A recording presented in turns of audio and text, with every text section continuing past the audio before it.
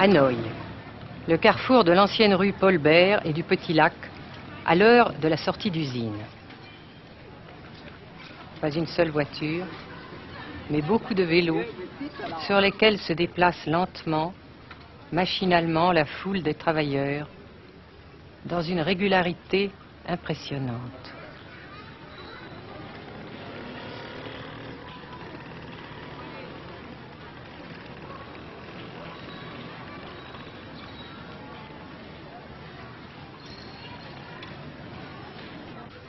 La sensation que ce pays est anormal ne nous a pas quittés au Nord-Vietnam. Anormal d'abord parce que toute vie individuelle a disparu au bénéfice d'un effort collectif extraordinaire. Dirigé d'une main de fer à l'intérieur d'un dispositif de sécurité draconien. Anormal ensuite parce que dans ce pays coupé en deux depuis 10 ans, un grand nombre de familles vivent le drame de la rupture qui alimente à sa façon la guerre du Sud. Est-ce que vous pensez, Monsieur le Président, qu'il y a une solution militaire à la guerre du Sud-Vietnam? Non. Parce que vous savez que le peuple Vietnam, c'est un. Et le pays du Vietnam, c'est un. Les Américains ont fait une guerre d'agression, comme qui dit, c'est une guerre non déclarée. Et, comme vous savez aussi, vous avez pu lire dans la presse, n'est-ce pas, mondiale, que plus la guerre prolonge, plus les Américains et leurs valets, n'est-ce pas, comment dire ça,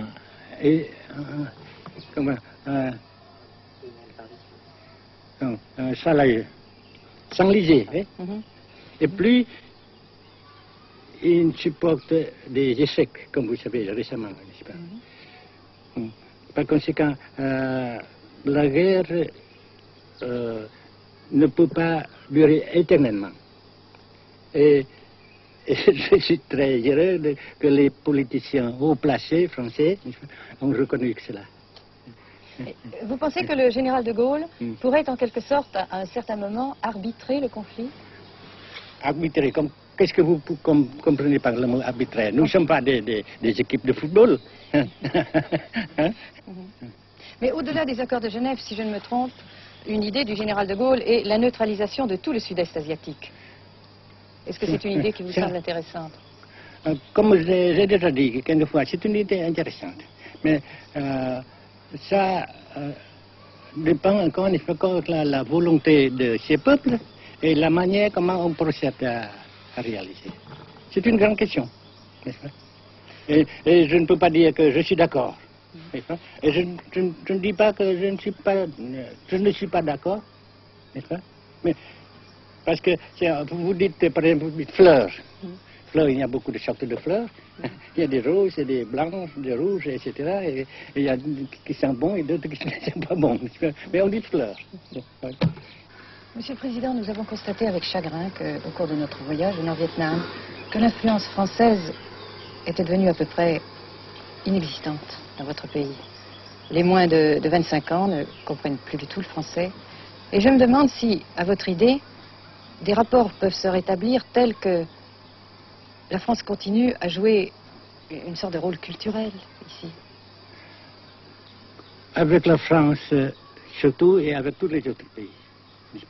Nous voulons avoir une coopération amicale, culturelle, économique, etc. Mais je suis sûr que vous ne voulez pas avoir, n'est-ce pas, que la France ait l'influence qu'elle avait avant. C'est une autre chose. Naturellement, c'est une autre époque. Mais coopération culturelle, économique, qu'est-ce qu'il y a encore, sportive par exemple, oui. etc., etc., n'est-ce pas, nous le désirons. Si la guerre se cristallise au sud et se poursuit encore pendant quelques années, pensez-vous que l'avenir économique du Nord-Vietnam soit viable? Je suis sûr que c'est non seulement viable, mais ça progresse.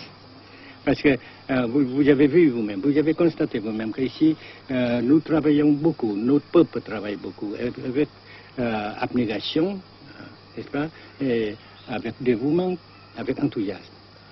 Et d'un côté, nous travaillons pour, comment dirais-je, pour, principalement, n'est-ce pas, de nos propres forces, de nos propres. Et aussi, nous avons, n'est-ce pas, l'aide fraternelle des pays socialistes, n'est-ce pas. Alors, nous, jusqu'ici et après cela, n'est-ce pas, nous avons déjà réalisé des progrès. Pas très grand comme nous voulons, mais nous avons réalisé des progrès. Et dans l'avenir, nous progressons de même. Mais vous mentionnez là l'aide des pays socialistes. Est-ce que cette aide ne s'est pas trouvée légèrement compromise à la suite du conflit idéologique entre la Russie et la Chine? Non, parce que ces questions, n'est-ce pas, différences idéologiques entre nos différents partis frères, c'est nos affaires intérieures. Ça passera. Et l'unité, ça se fera. Mais l'aide fraternelle continue et continuera. Et c'est très précieux pour nous.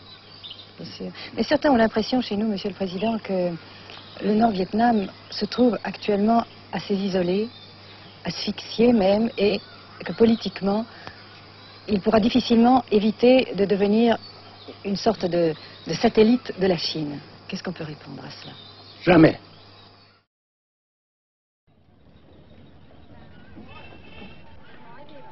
À Hanoï, la vie continue, malgré les alertes, malgré l'évacuation de plus de la moitié des habitants.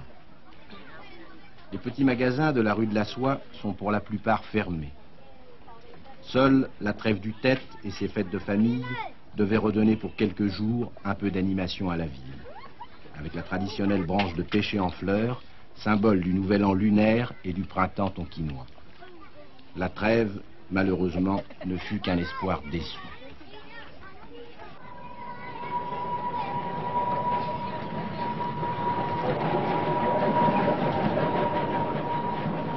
Dans les rues, de grands panneaux de propagande donnent les informations de guerre, les statistiques officielles et quotidiennes des pertes américaines. Selon le gouvernement de la République démocratique du Vietnam, 1631 avions américains auraient été abattus au-dessus du Nord-Vietnam.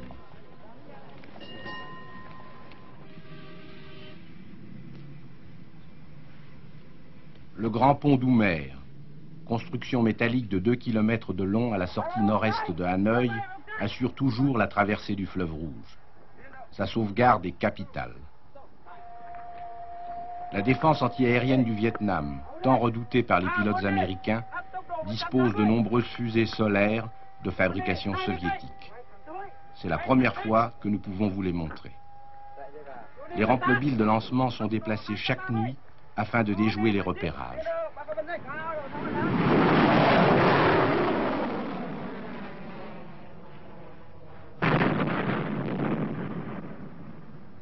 Selon les milieux officiels de Hanoï, 54 avions de l'US Air Force auraient été abattus en 1966 par la seule défense antiaérienne de la capitale.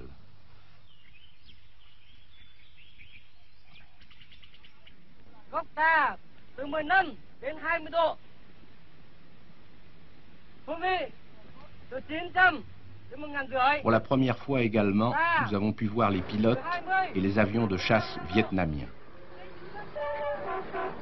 Pour la plupart, leur formation a été assurée en URSS.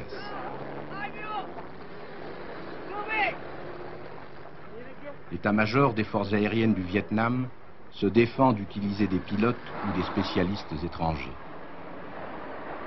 Les MiG-17 et 21 participent de plus en plus nombreux à la défense du Nord-Vietnam. Les résultats des combats aériens sont mal connus et contradictoirement mentionnés dans les communiqués vietnamiens ou américains. Le général Vo Nguyen Giap, ministre de la Défense, a répondu à nos questions concernant le point de la situation.